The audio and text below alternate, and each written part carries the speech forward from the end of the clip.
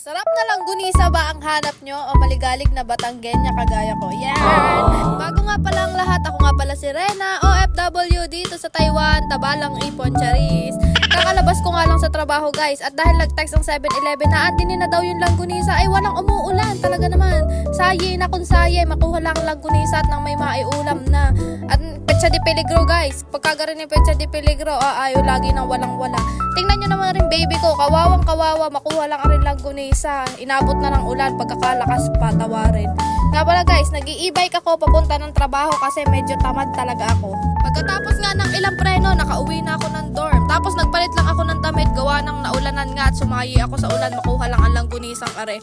Tapos pagka bukas ko, nagulat ako, nugang lalaki ng langgunisa ni kuya, kasing taba na rin nagbubukas.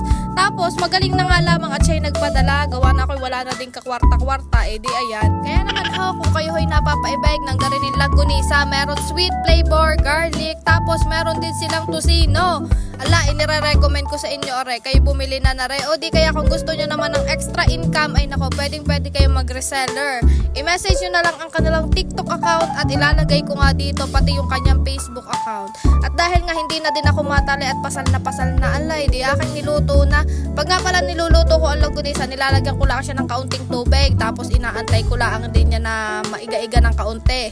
At yun na may kaigi na, miski hindi mo lagyan ng mantika, magmamantika iyan ng kanya. Tamang-tama guys, nung natapos akong magpiritaw, ay natapos na din yung aking kanin na aking isinaing kanina. Hindi pa ako matalay at yung sinaing ko na bagong luto ay isinangag ko pa doon sa pinagpirituhan ko ng langgunisa. At di, para kaiging-kaigi na.